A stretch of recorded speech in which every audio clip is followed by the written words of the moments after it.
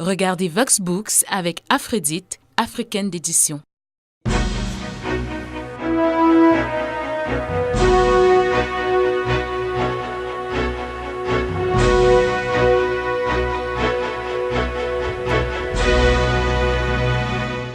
Madame, Monsieur, bonsoir et merci d'être avec nous une fois de plus dans Vox Books. Depuis plus de 25 ans et maintenant à longueur d'année, l'Afrique s'emploie à coups de budgets colossaux à organiser de multiples élections dans ses différents États.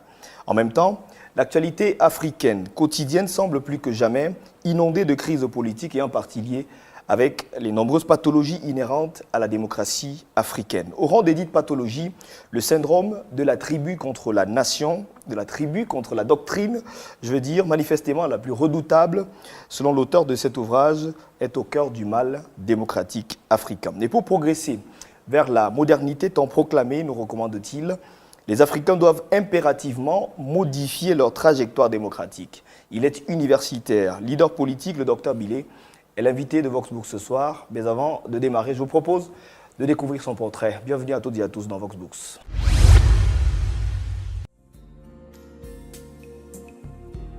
Leader politique et universitaire camerounais, le docteur Olivier Bilé est président de l'Union pour la fraternité et la prospérité. Promoteur du courant de pensée novateur, la démocratie théiste ou foyisme politique, il était le plus jeune candidat à l'élection présidentielle de 2011, alors âgé de 44 ans. Son jeune parti a d'ailleurs réalisé une percée remarquable en remportant une victoire inédite à Yabassi lors des municipales de 2013 au Cameroun. Tout est parti de 2010, le 17 novembre pour être plus précis. Alors réalisateur à la CRTV, la télévision nationale camerounaise et enseignant à l'École supérieure des sciences et techniques de l'information et de la communication, le docteur Olivier Bilé donnait une conférence de presse au cours de laquelle il présentait le Cameroun sous un tableau suffisamment sombre. Marié à Cheta Bilé, célèbre présentatrice du Trésor au poste national de la CRTV, il se présente alors comme la solution pour refaire le pays. Il envisage mettre sur pied une institution appelée Chômage Zéro pour parvenir à créer 500 000 emplois par an au Cameroun. Auteur de 3 ouvrages, dont le dernier intitulé « La démocratie africaine reste mal partie, rectifiant le tir », publié chez l'Harmattan, le docteur Olivier Bilé est l'invité de Vox Books. Docteur Olivier Bilé, bonsoir et merci d'être venu sur le plateau de Vox Books. Bonsoir à vous, Steve Guéna, et bonsoir à l'ensemble de vos téléspectateurs. Leader politique, je le disais à l'entame de cette émission, quelle a été votre source d'inspiration ou du moins qu'est-ce qui vous a poussé à commettre cet ouvrage, La démocratie africaine reste mal partie? Écoutez, ma source d'inspiration, c'est d'abord mon statut de praticien de la politique. C'est-à-dire qu'au bout d'un certain nombre d'activités, un certain nombre d'années d'activité de la politique, j'en suis venu à l'obligation de réfléchir un tout petit peu sur ce que je faisais. Et il m'est apparu que l'environnement dans lequel j'exerçais cette activité qu'on appelle la politique était un environnement considérablement vicié et radicalement corrompu. J'ai constaté que de nombreuses difficultés, de nombreux écueils, eh bien, au fond, avaient finalement jonché l'environnement, pour ne pas dire le cadre, le contexte politique dans lequel mes collègues politiques et moi, en Afrique, eh bien, exerçons. Dans le même temps, j'ai été frappé aussi, à titre personnel, par la récurrence des crises politique et électorale sur le continent, à travers notamment la seule écoute de la radio ou la seule consommation de la télévision, eh bien chaque Africain est frappé effectivement aussi par ce phénomène de crise à répétition qui semble être un marqueur, qui semble être une caractéristique fondamentale de l'environnement politique africain. Et donc moi, en tant qu'acteur politique dans ce milieu-là, eh bien, j'ai voulu, en réalité, mettre le doigt sur ce qui ne va pas.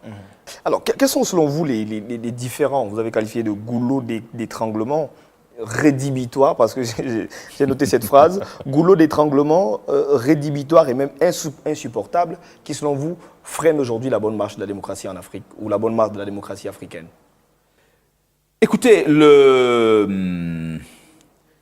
la construction de l'édifice démocratique africain est entravée par beaucoup de facteurs. Il y a beaucoup de déterminants qui sont abondamment présentés dans le livre, qui comporte lui-même trois parties. Il y a une première partie qui s'attelle à mettre en évidence ce que je pourrais appeler les goulots d'étranglement à caractère, appelons ça doctrinal, c'est-à-dire du point de vue du type même d'organisation démocratique que nous avons tenté de faire. Cette partie s'attache à montrer à quel point nous nous sommes égarés, nous nous sommes éloignés du modèle de la démocratie qui est fondé sur la doctrine et sur l'idéologie. Un autre chapitre sous-chapitre s'intitule « Déni de la culture et de l'histoire de l'Afrique dans la construction des courants, des mouvements politiques qui opèrent sur le continent africain ». L'Afrique est une société qui est essentiellement pieuse. C'est une société croyante et pratiquante, qui croit, en Afrique on croit beaucoup en Dieu. Que ce soit du côté des musulmans, toute obédience confondue, ou que ce soit chez les chrétiens, eh bien, on a un continent qui est très, très croyant et souvent même pratiquant. Et il est étonnant, justement, de relever que cet élément de la sociologie africaine ne se reflète pas dans les mouvements politiques africains. Mais est-ce que vous pensez que la religion aujourd'hui, ou alors Dieu, peut marcher avec la politique? C'est-à-dire que, est-ce que ça peut aller de pair? C'est souvent compliqué de le penser parce que vous êtes, j'ai envie de dire quoi, un adepte de ce modèle politique qui s'appelle met la à la fois démocratie, le foyisme politique ou démocratie théiste. Est-ce que c'est possible, selon vous? Mais il ne s'agit pas de dire que c'est possible, Steve Guéna. Il s'agit de constater. Je suis toujours frappé par cette espèce de cécité qui nous atteint, nous autres Africains, pour ne pas comprendre que l'Allemagne fédérale est gouvernée par un parti politique qui s'appelle la CDU, le Parti chrétien-démocrate allemand. Et ils parlent même de chrétiens-démocrates. Vous voyez qu'ils vont même plus loin que nous. Voilà, et toute l'Europe même, que nous voyons aujourd'hui, l'Union européenne actuelle, a été construite par ce qu'on appelle les héritiers de la tradition chrétienne-démocrate européenne. Robert Schuman, Jean Monnet, Konrad Adenauer et bien d'autres. C'est eux qui ont... Nous n'inventons rien, je ne comprends pas. Alors, justement, dans le livre, je relève que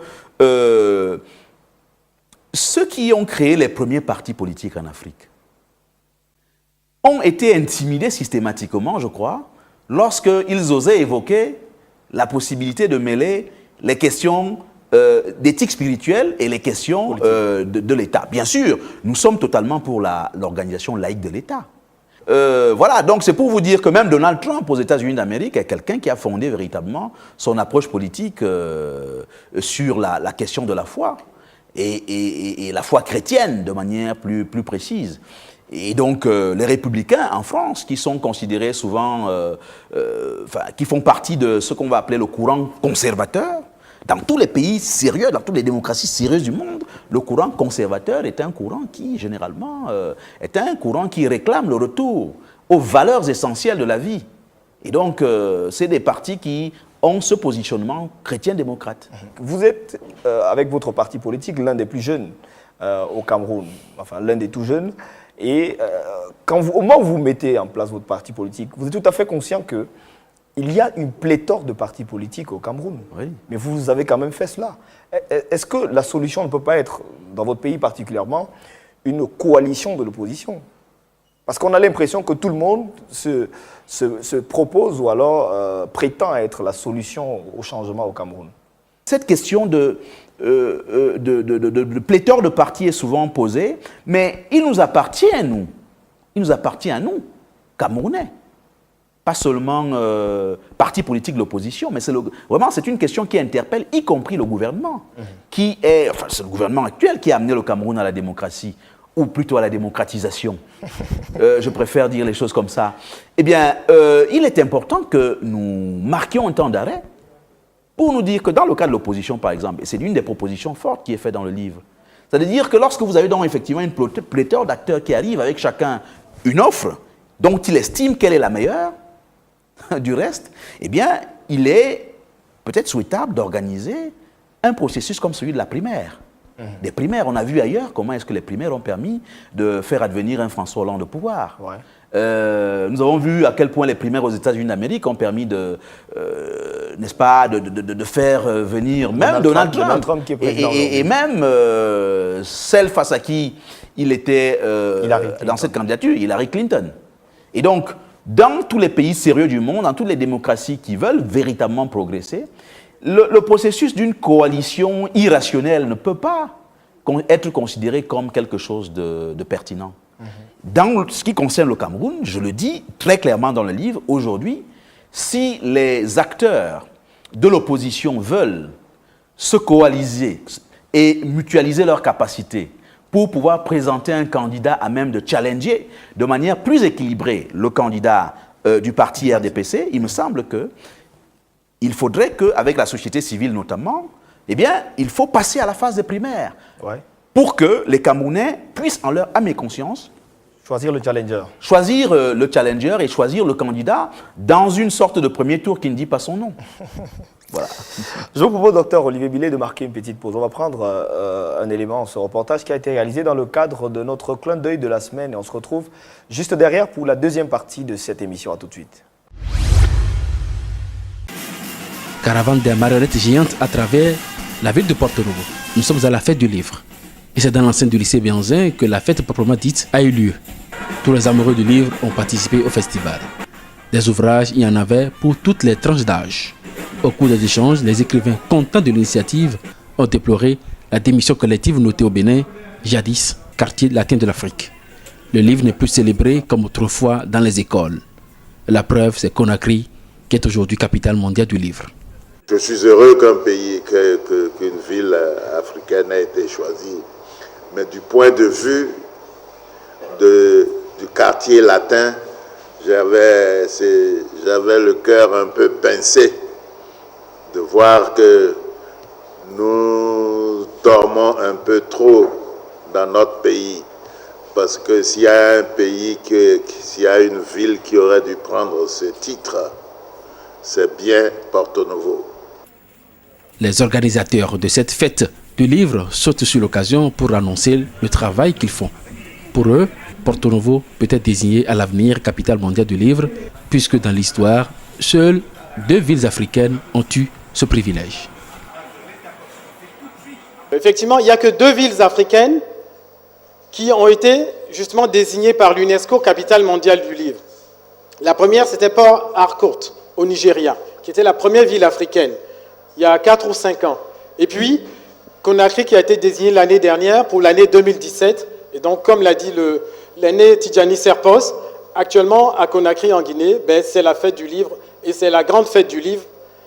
Et donc, nous pensons que Porto-Novo peut relever ce défi. Le Bénin a encore du chemin à parcourir, puisque de nos jours, les clubs de lecture sont rarissimes. De retour sur le plateau de Voxbook, je rappelle que nous recevons le docteur Olivier Billet. Il est leader politique camerounais et l'auteur de La démocratie africaine reste mal parti. Rectifiant le tir, en ouvrage publié en 2016 chez L'Harmattan. Docteur Olivier Billet, dans la deuxième partie de votre ouvrage, on n'a pas trop évoqué cette partie, l'ordre politico-administratif autoritaire d'essence coloniale. Vous dénoncez la concentration et la centralisation des pouvoirs. Et vous évoquez notamment une présomption d'indépendance des commissions électorales en Afrique. Quel peut être l'impact d'une telle logique-là dans la démocratie? Très simplement, dans cette partie-là, je dis qu'en ce qui concerne les commissions électorales en Afrique, elles sont très dépendantes. Elles sont très dépendantes parce qu'elles sont généralement animées par des anciens apparatchiks du régime. Elles sont dépendantes parce que sur le plan de leur financement, elles n'ont pas le niveau d'autonomie financière qui leur permettrait de se déployer de manière tout à fait libre. Et pour toutes sortes d'autres raisons, elles ne sont pas indépendantes. Elles sont même très dépendantes. Et c'est la thèse que je défends dans ce chapitre-là. J'aborde aussi la question de la centralisation des pouvoirs.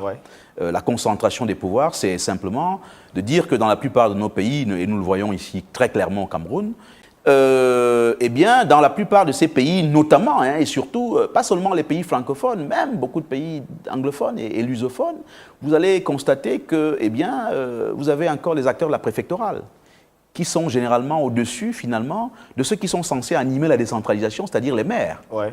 Vous allez encore constater que vous allez avoir des délégués du gouvernement qui sont désignés par le pouvoir exécutif central. Voilà, et autant de choses qui, dans un pays comme le Cameroun, sont clairement à l'origine de ce qu'on a appelé le problème anglophone. Parce que précisément, l'organisation décentralisée de nature fédéraliste, qui est le choix qui avait été très opportunément fait dans les années d'indépendance, et très précisément le 1er octobre 1961, que cette modalité-là avait été tout simplement bafouée et battue en brèche par l'ancien chef de l'État Ahidjo. Et donc, plus de 50 ans plus tard, nous sommes en train de payer le prix de ce mauvais choix-là. Et donc, c'est un peu, si vous voulez, ce que j'aborde dans cette deuxième partie. Bien évidemment, je n'oublie pas un autre chapitre qui est essentiel dans cette partie-là, ce serait très grave, c'est les profanations constitutionnelles et les successions dynastiques.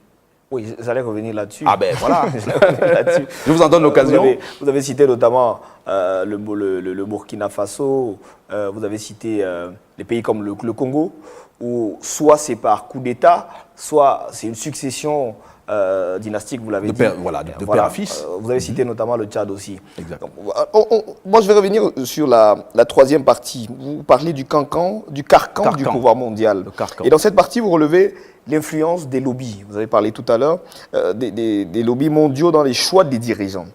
Est-ce que vous pensez que ce phénomène est l'apanage de la seule Afrique ?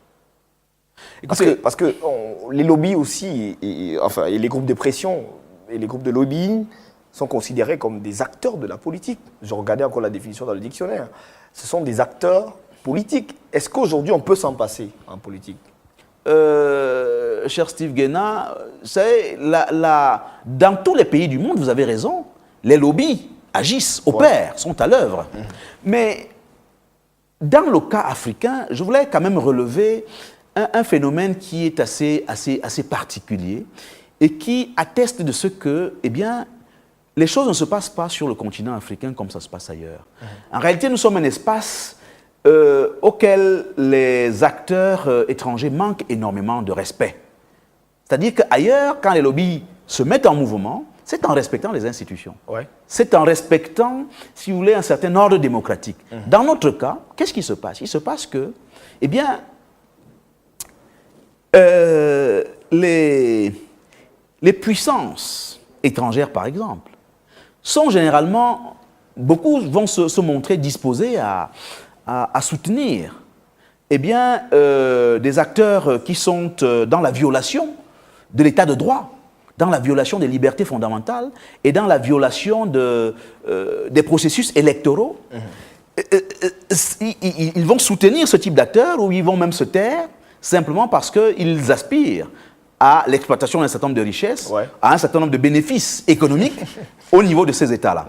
La deuxième chose qui est choquante, c'est que, voyez-vous, nous sommes aussi cette partie du monde-là où la logique, l'ordre, on va dire la loi des sociétés secrètes, la loi des ordres ésotériques, Rose-Croix, franc-maçonnerie, etc., eh bien, que ces dynamiques-là travaillent souvent à faire en sorte que l'accès aux positions administratives dans la haute fonction publique, l'accès aux positions au sommet des États, eh bien, va être conditionné souvent par l'appartenance à ces cénacles ésotériques-là. Ce qui est quand même quelque chose d'éminemment grave, parce que, voyez-vous, nous n'avons pas besoin de ça. Et la manière dont ces choses-là sont généralement appropriées par nos dirigeants ici au niveau de l'Afrique fait que, au fond, cette appropriation se fait à la défaveur de nos pays et travaille plutôt à construire, si vous voulez, des dynamiques qui sont des dynamiques d'égoïsme où des gens disent que si vous n'êtes pas avec nous, ça veut dire que vous êtes contre nous. Avant de nous séparer, nous sommes pratiquement au terme de cette émission. Je vais vous permettre de suivre cette note de lecture qui a été réalisée par un jeune. Je lui ai permis aussi de lire cet ouvrage. Parce que la démocratie, c'est une chose qui intéresse aussi, les jeunes. Ils l'apporteront d'ailleurs très bien bientôt.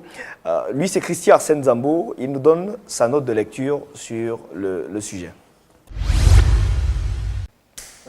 Les éditions L'Harmattan. Cette semaine, un nouvel auteur nous est servi. Olivier Billet est un très grand connu de la scène politique camerounaise et une tikraille aux éditions L'Harmattan nous anime la réflexion. La démocratie africaine reste mal partie. Rectifions le tir. Cet ouvrage qui est récemment paru avec environ 120 pages qui nous invite à une très grande réflexion sur la situation de la démocratie et la construction de l'état de droit en Afrique va donc nous déporter au Cameroun, au Gabon, en Côte d'Ivoire, en République centrafricaine et bien évidemment au Bénin pour essayer de questionner l'avancée de l'état de droit. Mais pendant que l'auteur parle de rectifions le tir, il faut bien s'intéresser aux causes profondes sur lesquelles il s'appuie pour dire que la démocratie africaine reste mal partie. Au centre des grandes idées, l'idéologie, la politique et la philosophie, il va d'abord nous conduire à recenser l'idée selon laquelle les causes ethniques sont les plus répandues. L'ethnie en Afrique étant constituée comme base de restrictions, sinon l'endormissement des dynamiques de politique constitue le premier frein, sinon le frein majeur à l'évolution de la politique, de la démocratie, voulons dire, en ce qui concerne les élections en Afrique. Plus loin encore, vu que la démocratie se veut promotrice d'un ensemble de valeurs, l'auteur va également s'intéresser à la monnaie, les situations économiques et bien sûr un troisième titre qui parle du carcan du pouvoir mondial pour évoquer ici l'ensemble des lobbies qui freinent l'avancée de l'état de droit et donc la démocratie en Afrique. Elle reste certainement mal partie également. Il faut rectifier le tir, il va nous le rappeler. Mais comment? Ensemble, allons essayer de décortiquer à la volée de façon non exhaustive quelques solutions que l'auteur propose. Déjà, il parle d'un panafricanisme qui a été oublié et qui doit être restauré. Intéressant.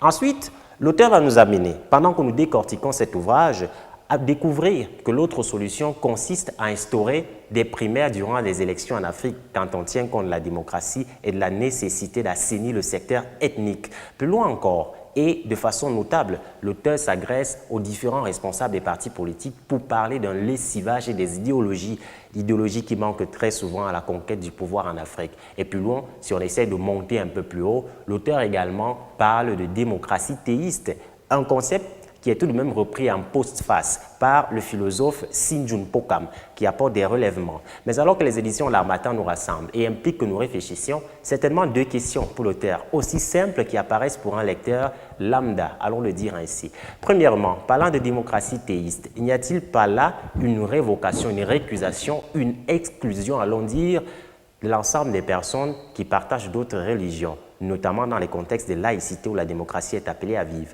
Et secondement, revenant justement avec la dynamique panafricaine et le contenu de cet ouvrage, en s'inscrivant dans la logique en partie du docteur Mathias Owonangidi qui intervient en préface, ne va-t-on pas reconnaître avec l'auteur qu'il y a un manque d'éléments assez concrets dans l'explication des dérives de la démocratie? Au passage, on évoque la Côte d'Ivoire, le Bénin, sans pour autant ancrer dans l'histoire profondément qui devrait rassembler le téléspectateur.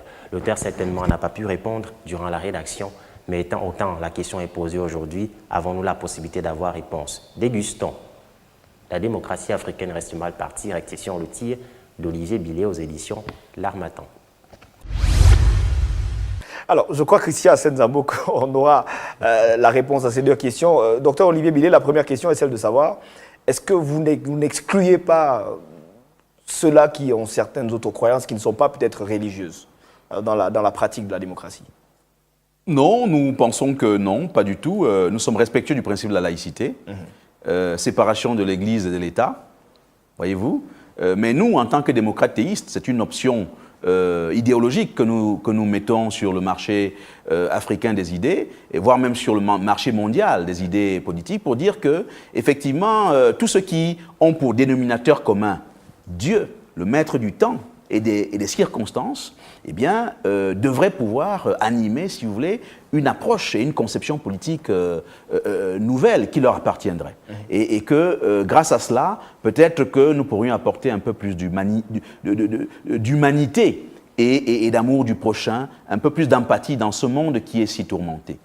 Je voulais peut-être, après cette belle note de lecture de notre ami Zambo, dire simplement que l'un des aspects sur lequel je mets le doigt, justement aussi dans ce livre, et sur lequel je voudrais quand même aussi pouvoir terminer, c'est cette interpellation que je fais aux Africains eux-mêmes, aux Camerounais en particulier, pour leur dire que, écoutez, la démocratie ne peut pas s'accomplir sans vous. Ouais. On a souvent défini la démocratie comme le gouvernement du peuple, par le peuple et pour le peuple. Par le peuple, ça veut dire que ce peuple-là doit s'impliquer. s'impliquer non pas seulement en tant que militant ou sympathisant, non pas en tant que seulement adhérent, mais s'impliquer à la fois en tant que ceux qui soutiennent ces formations politiques sur le plan matériel, sur le plan financier, sur le plan humain, sur le plan des idées aussi. Sur le plan des idées même, n'est-ce pas? À tous les niveaux, le citoyen lambda doit soutenir l'organisation politique qui est le plus en phase avec ses attentes et ses aspirations. J'ai voulu insister sur cet aspect-là parce que je constate que chez nous, encore au Cameroun, nous voulons aller au paradis sans mourir. Nous voulons une belle démocratie, nous voulons un pays qui se porte bien alors que nous sommes couchés sous nos lits et que nous ne sommes pas du tout engagés en tant que citoyens engagés, citoyens participants au projet de construction démocratique dans notre pays. Merci en tout cas à vous, le docteur Olivier Billet, d'être passé sur le plateau de Voxbook. Je rappelle que vous êtes leader politique camerounais, président de l'UFP, l'Union pour la fraternité et la prospérité. Vous êtes aussi l'auteur de La démocratie africaine reste mal partie, rectifions le tir, en ouvrage que vous avez publié en 2016 chez l'Harmattan. Merci à vous également à la maison de nous avoir suivis. Nos adresses sont disponibles. Vous pouvez nous joindre comme vous avez l'habitude d'ailleurs. On se quitte comme traditionnellement avec un livre nouvellement paru et un autre disponible en librairie. Espérons vous retrouver dimanche prochain. Je vous dis bonsoir et au revoir.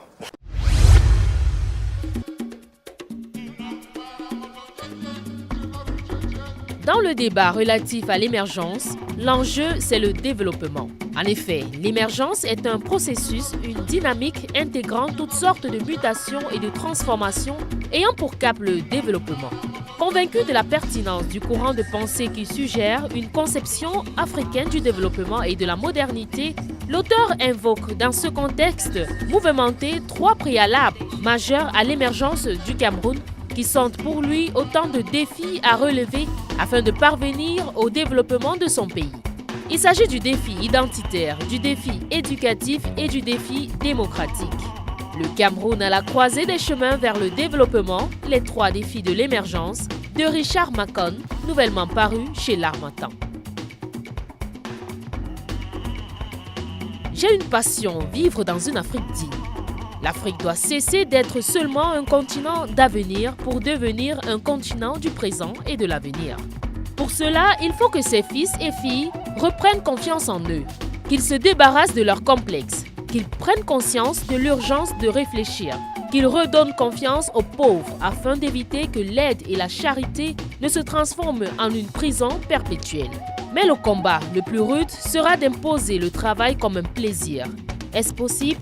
Ma conviction est que c'est nécessaire et possible, à condition, bien entendu, que les Africains se réveillent.